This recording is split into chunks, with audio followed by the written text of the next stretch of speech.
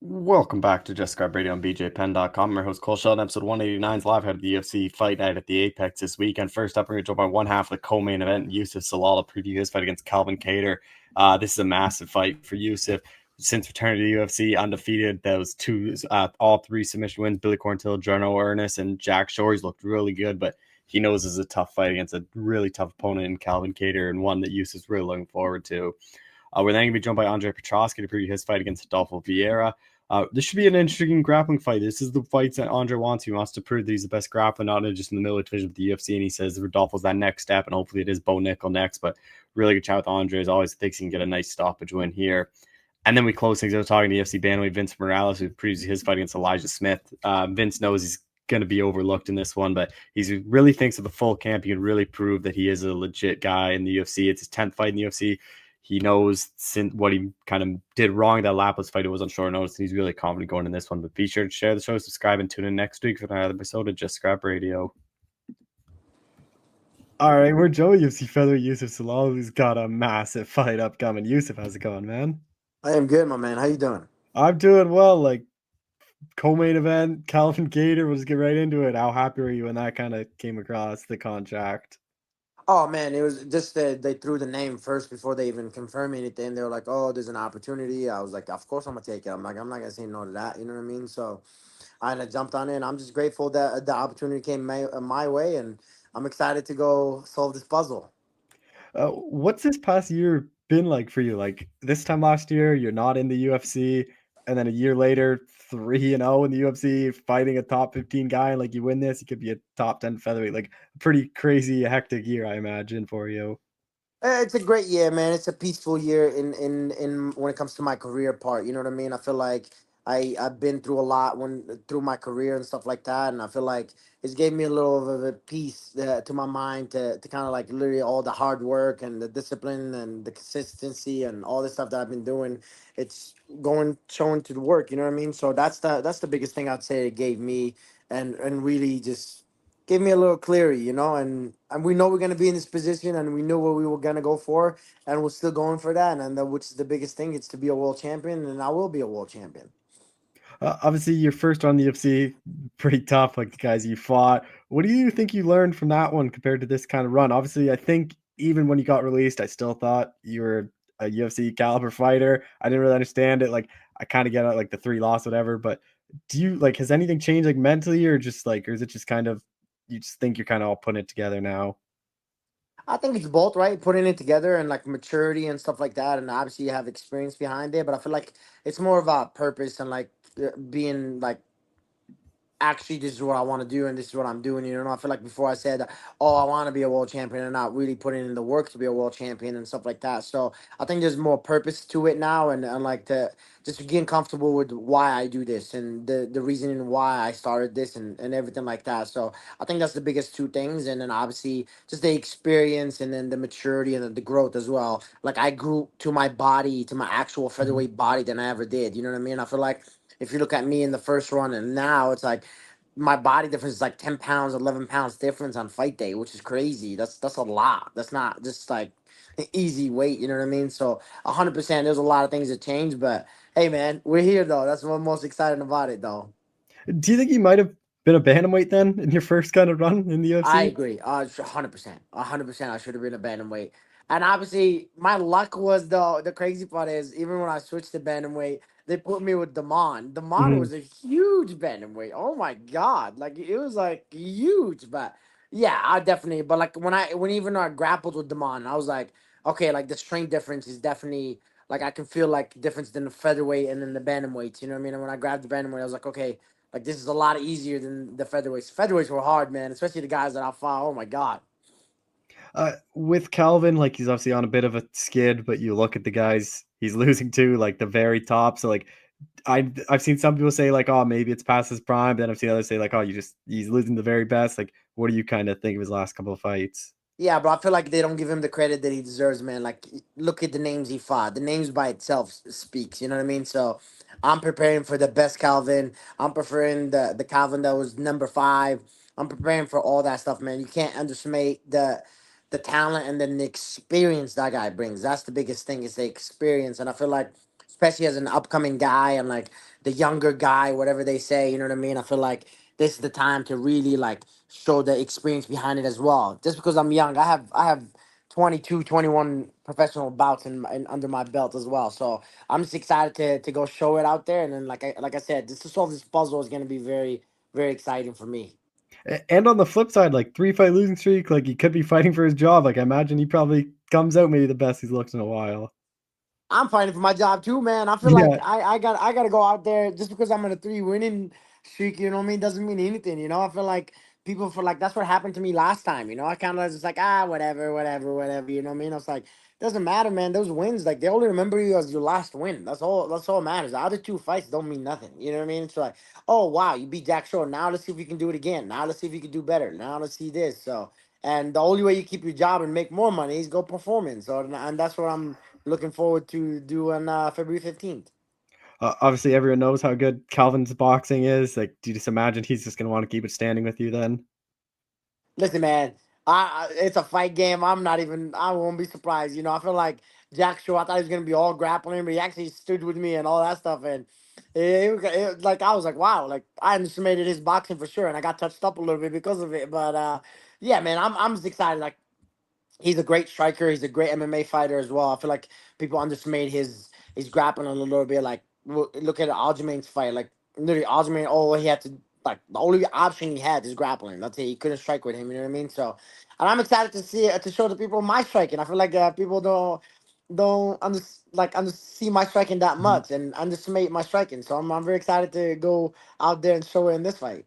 The one thing I saw when the fight was announced, I'm sure you probably saw it, was people were saying like, "Oh, this is like your big step up," which I feel like people don't remember. You fought Ilya when he was like, obviously everyone didn't really know how good Ilya was. Like looking back on that fight, like after that fight, did you realize like he was gonna be this good?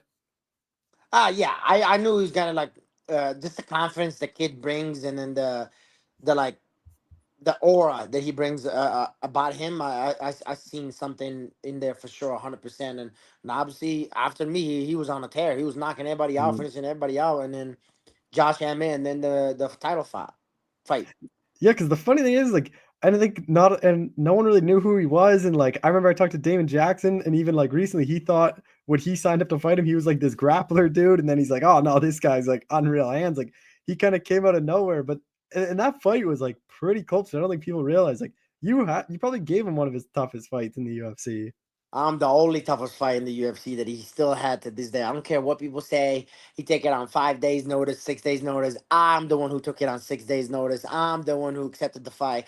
I'm the one who did all this stuff. But at the end of the day, that's the old. We focusing on the Mhm. present now and the future. You know what I mean? So that's what's important. I feel like when it comes to that point of us fighting again, and I can't wait to make that fight happen. And obviously, I gotta go perform against Calvin, and then we'll go from there. Uh, bit disappointing just at the Apex, or is that just or do you kind of enjoy the Apex? You've had a lot of success there. Yeah, man, I fought a lot in the Apex, but again, it's all the opportunity, man. I feel like Mhm. I can sit here and be like, oh my god, this now. Like, yeah, I would love the crowd, man. Like, I had so much fun in Edmonton, man. That was the crowd and then the people. Oh my god, that was amazing. But I know my time will come when we get to do that at a bigger fight and at a bigger stage. You know what I mean? And my goal is to headline 2025. So that's to do that. I gotta go perform, and especially if it's the Apex, go perform in there, and then they put you on the bigger show. So I'm excited, and I can't wait. Obviously, you're in Colorado. Change anything up training camp wise or training partners, or same as always for you? No, actually, it's a lot more change in this camp. Like I sparred with Gaethje. I Mhm. got Gaethje one more time. Sparring for my last hard sparring. I sparred with a lot of boxers, like amateurs, pros, and guys who are the Olympic team and stuff like that. So I definitely been going with a lot of more strikers, and yeah, I'm just getting comfortable with it, man. And I'm just trying to grow. Are you full time at like at Gates Gym, or are you just kind of bouncing around a bit right now? No, so I train just at Factory X, and they Yeah. come train with us. Okay. With Calvin, like extremely durable guy, like it's hard to put him out. Like we saw what Max did to him. It's like how do you kind of see this one playing out? Man, I'm just like like you said, it's durable and stuff like that. And I feel like a lot of guys don't bring that much high IQ. I feel like in high IQ in a way, it's like yeah, sure, like Max Holloway just had a crazy pace and like just a crazy man. It's Max Holloway. Like that's one of the greatest featherweights in the world. You know what I mean? And to ever even do it, to be honest. So and that's the guy I looked up to, and I still look up to fighting. You know what I mean? So like he was on the same losing streak before he went on a 10 winning streak Mhm. to even fight for the belt. So and that was kind of like my the coach was like, hey, you remind me a lot of Max Holloway when I got kicked out and stuff like that. So it's definitely durable, like you said. And I'm just excited to solve a puzzle in a different way than nobody ever done. Well, it is weird. Like even like Oliveira struggled. Like it is when guys get in the UFC at young age. It seems like a lot of them kind of struggle on, and then they kind of figure it out. And kind of same things kind of happening with you in this second run, where maybe you've kind of put stuff together and kind of figuring out and going on your run now. Experience is the best teacher, my friend. With this one, like Calvin's ranked 10th. Like, what do you think this win? Obviously, you'd be a top 10 featherweight, but where do you think that kind of puts you in the grand scheme of things in the division? Few fights away from the title. That's what it puts me at, and especially how I perform. That's what's the most important. You can still show by going out there and finishing the Calvin, and I will be the first guy to finish Calvin in the UFC. So to go out there and do that, it's gonna bring a lot of eyes and a lot of attention your way. So yeah, I definitely will shake up the division. What is the goal? You said kind of headline, but what is kind of your goals then for this year?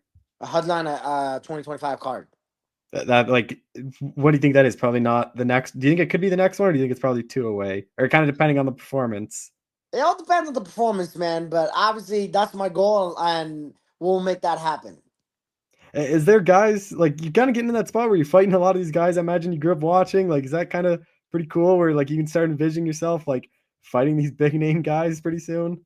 Oh, bro, it's like just fighting Calvin, bro. It's like the inner child in me gotta like stop a little bit. Like, God damn, like that's the guy. Like I watched when I was out of the UFC, and even when I was in the UFC, I was like, oh my God, like this is the guy like number 10, number five. Like he was number five. He's on the belt. Like I remember the Zabit matchup. He came back in the second and the third round, and I was like, man, like this is like this guy is like a legend in this sport. So for me to even like I get excited and I'm like see the top 10. I was like, holy smokes! Like there's so many people and exciting fights. Yeah, definitely, 100%. Oh well, Yusuf though, that's all I had for you. Thanks so much for doing this. I appreciate it as always. Thank you, my man. I appreciate you, brother. Yeah. All right, we're chilling with UFC middleweight Andre Petroski's back in action on February 15th. Andre, how's it going, man? Everything's going well. Just training. Pretty excited for the matchup. So, yeah, pretty good. I know when we've always talked, you always say you want to prove you're the best grappler. So how excited are you? You've mentioned you want to fight Rodolfo. So how happy are you that this fight kind of came along? Yeah, thrilled. I mean, on paper, I guess specifically with jiu-jitsu, Rodolfo's probably got the biggest resume for jiu-jitsu competitions. What have you made of his UFC run? Like, it's been pretty good. Like, I know he lost to Anthony Hernandez and Chris Curtis, but those are like top 10 guys, top 15 guys. What have you made of his UFC run? Yeah, for sure. The two losses that he has are not bad losses. You're right. They are. I don't know if Anthony. Well, I don't know if either of them are in the top 10, but I think they're like top 15, right? Yeah. I, Nonetheless, not bad. He has pulled out some squeaky wins against some not top 10 guys. So um, he's done well for himself for sure.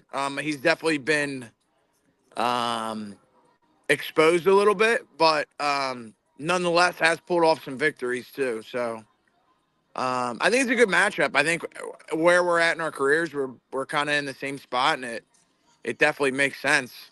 Even though it was like a short notice fight, it wasn't an original matchup. I think that the matchup makes perfect sense. so what was it? Were you supposed to fight someone else and then Rodolfo stepped in, or how'd that kind of work? So Adolfo was booked against Malkoon, and Malkoon pulled Oh, out, so right. I Yeah. replaced Malkoon. But Right. we Yeah. had asked for Adolfo a couple times before. And just being at the Apex, that a bit disappointment, or do you not really care about that?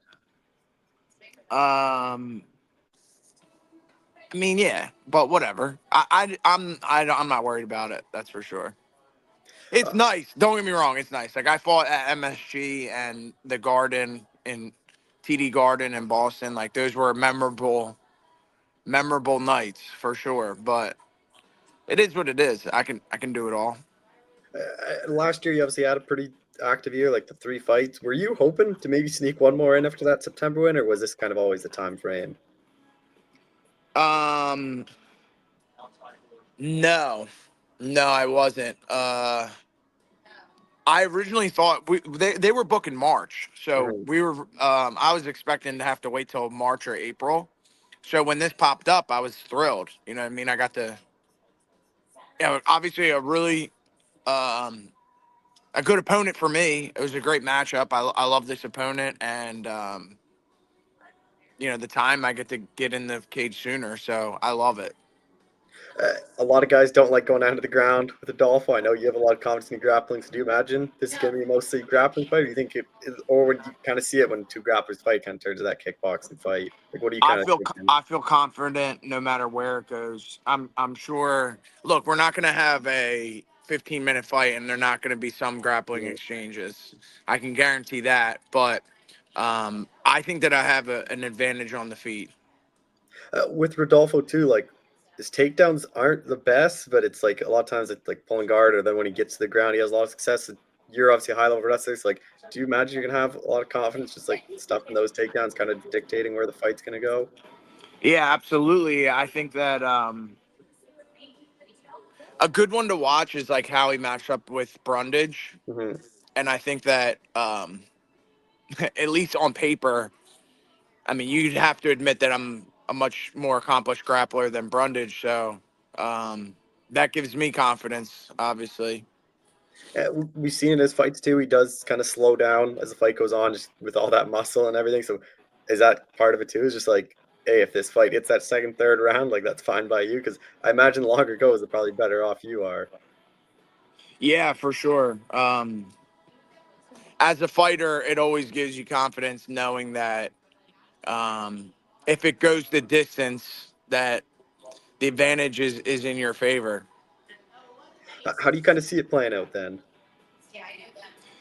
I think that um, at least the beginning of the fight will certainly be a good striking matchup, but I think it's only a matter of time before he either one gets tired or gets hurt and then wants to resort back to grappling. Say you do get up, like you beat him, and say you do it is a finish. Like, where do you think that kind of puts you in the division? Like, I wouldn't be surprised if it's a top 15 guy next. Yeah, I think that this fight is specifically sets me up perfectly for a top 15 or a top 20 guy next, or Uh, or a big name opponent. do you think you're getting any close to that Bo Nickel fight, or do you still think that's a ways away? I mean, it's got to happen. Everybody knows that I've called him out so many times. So, if you want any type of legitimacy, Do you think it's like the UFC's hesitancy or him, or like why do you, or do you think they're maybe trying to build it up so it's a bigger fight down the line? Like, what do you think? Why it's kind of not I happening? think it is going to happen. That's what I think. You think it'll happen like this year? You think you're pretty confident? Yeah, before the end of this year. What have you made of his UFC run? Like he's been running through guys. Like he beat Paul Craig's last fight. I don't think it was that impressive. Like that was kind of his first real test. Like what have you kind of made of his UFC run? I think the Paul Craig win was impressive. That was obviously a huge step up in competition coming from Brundage. Um, I think that I think he still has like obviously a lot to develop, a lot of developing to do, especially with the grappling. Like you could tell, to me, it shows that he hasn't been working on his grappling. Obviously, he's been working on his striking. I mean, it's impressive that a guy that has been striking for that short period of time outstruck Paul Craig. Hmm. Not that Paul Craig's a great grappler, but has obviously, or not that Paul Craig's a great striker, but has obviously been doing it way longer. Yeah, I was surprised like he didn't wrestle at all in that fight. But then I guess he was winning the striking. So like, why change anything up? He was having success like that. Yeah, I think that again, I don't think he's really working on his grappling. I think he's just um, kind of resting on how good his grappling was and not really working on developing the grappling. Just two more things. This is your 10th UFC fight. Like, does that mean anything to you to get to that double digits already? Like, it's obviously hard to get into the UFC, and then to get to double digits, like, it's pretty impressive. Not a whole lot of people get that. Yeah, it means a lot for sure. It's crazy. It went fast too. Mhm. I've been in the UFC for 4 years now. So, well, it'll be 4 years in April, but still 10 fights in 4 years is pretty good. Mhm. Just final thing, like, what is the goal then for you this year? I want a big fight or a top 15 guy. Yeah, do you think Yeah, it's coming? obviously I'm not looking past Adolfo. It's a Hmm. great matchup, and like I think beating Adolfo is like a feather in the cap, similar to like a Mearshart or like those wins matter for sure.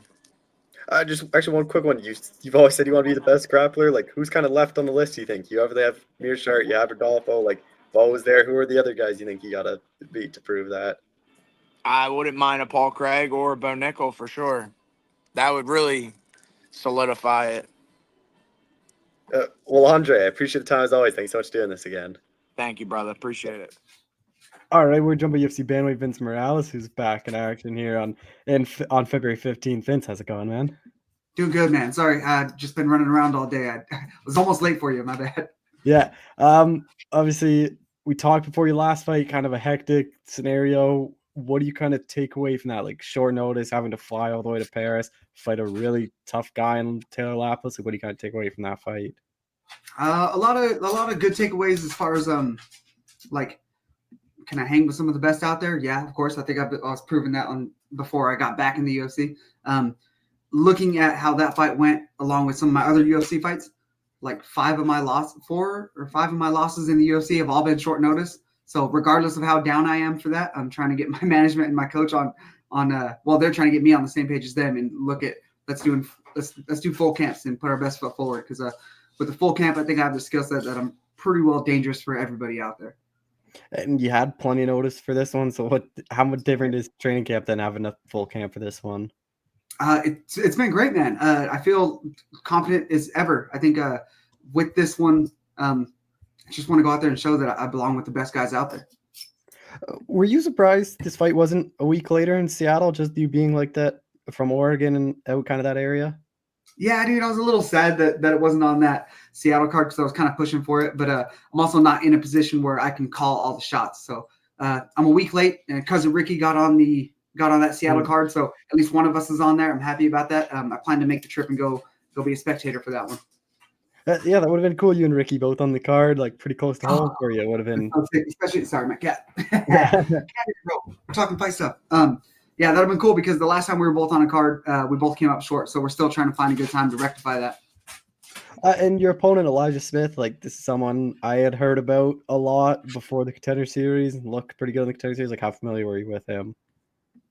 We've trained together before, actually, over at Syndicate. I'm at the Fight Capital, Fight Hub here in Vegas. So a bunch of people make their way this way. He was one of them that did.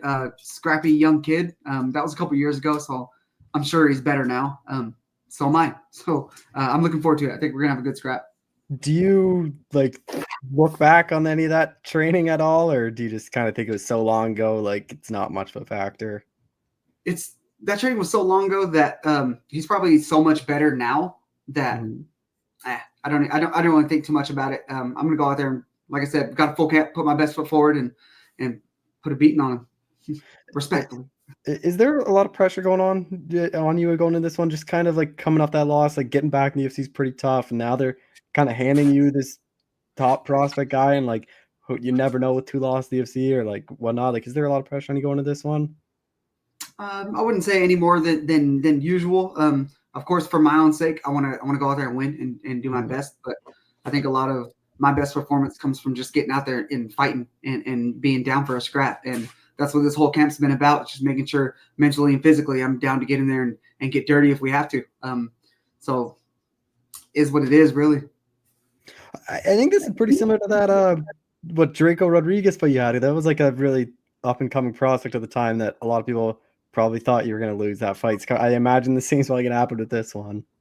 Yeah, I think so. I think people even still getting back in the UFC, they've only had their eyes on the UFC, but I think for what I've done out there, I'm taking confidence in the fact that I know it's hard to get into the UFC in the first place. It's harder to stay in, which I did for 8 fights. It's even harder to get back in. So I did that. I proved I belong, and I want this guy to recognize that and feel that right away. Like, I'm a vet now. I'm gonna get out there and show that.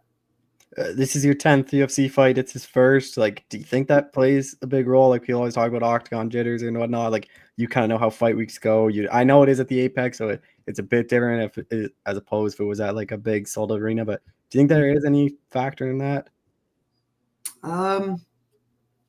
There could be for him. I'm not too sure. I'm not really banking on, it's his first fight. Yeah. He's going to be a little nervous. I think he's going to come out guns blazing and ready to prove himself. He's a young kid. I think he's got a bright future, but unfortunately for him, my future's now. So I'm getting out there. I'm ready to fight, and we're going to put on a show.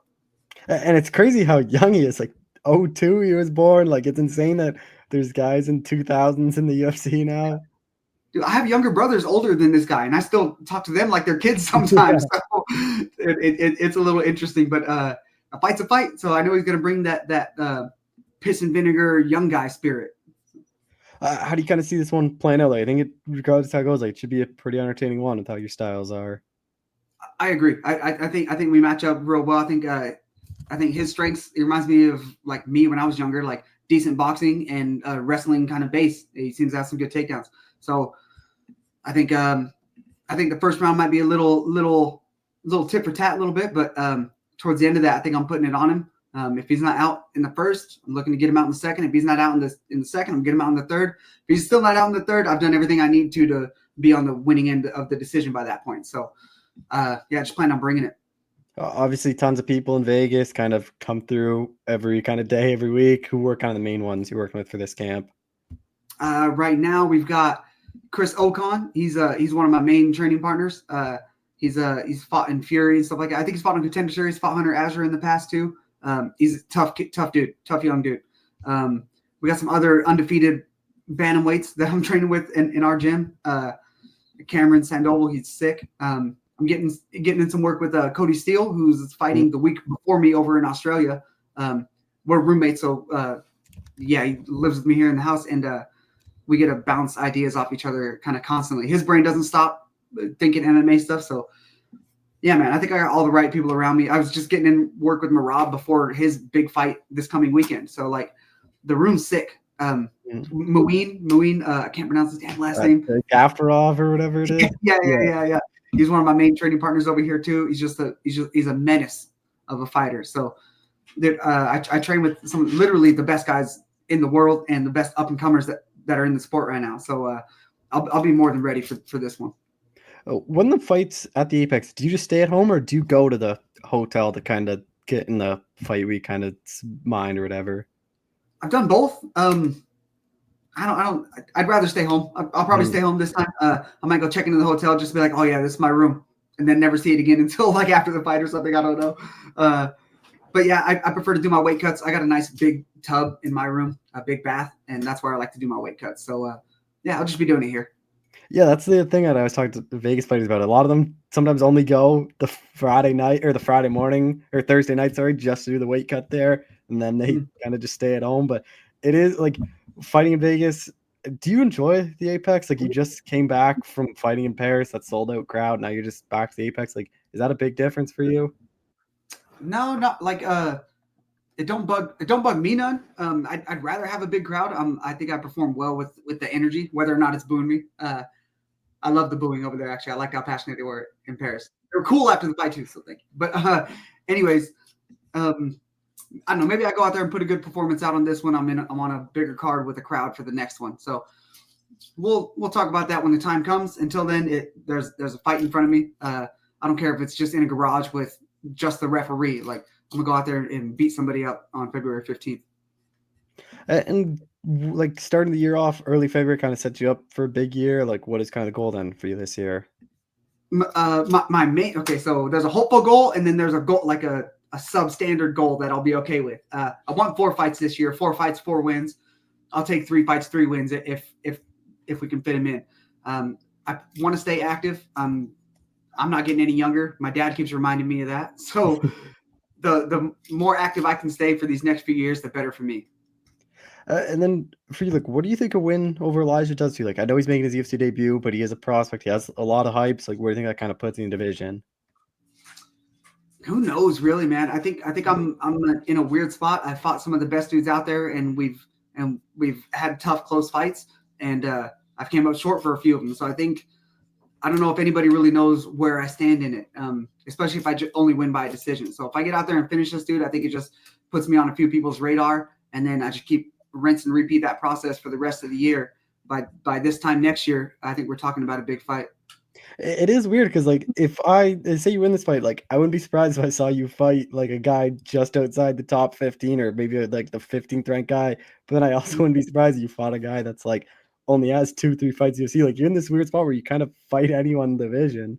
Yeah, it's kind of strange, right? So when before I got this fight, I was trying to pinpoint. I was like, man, I wonder what they're going to do with me. Like, obviously, I can compete with the best guys, but I'm coming up short for whatever reason. So, but I know I can beat some of these other guys that maybe that don't know what it's like in the UFC yet. So, like, I'm in a weird spot. So I didn't know what the UFC was going to do with me. I still don't with the win over this, to be honest. But I just hope that people start recognizing it and putting some respect on Vince Morales. I was a bit surprised this was the fight, though. I thought, like, they'd try to build up Smith a bit slower. Like, I feel like you're tough out for anyone, especially guy making their debut. Like, we just kind of saw it that, like, Austin Bashy, them giving him C-Rod, I thought was kind of dumb. We saw it happen. Like, were you surprised to get this, like, kind of top prospect guy they've been touting for a bit in his debut? Yeah, man. A part of me was really surprised. I was really expecting somebody like we were talking about outside the top 15, maybe coming off a loss in that area is kind of what I was first thinking. But I'm down for it. I'll pull a C-Rod and go out there and surprise the youngster. Well, Vince, that's all I have for you. Thanks so much for doing this again, though. I really appreciate it. Oh, I lost you for a second. Oh, I just said that's all I had. Thank you so much for doing this again. Okay, cool. Of course, man. It's always a pleasure talking to you.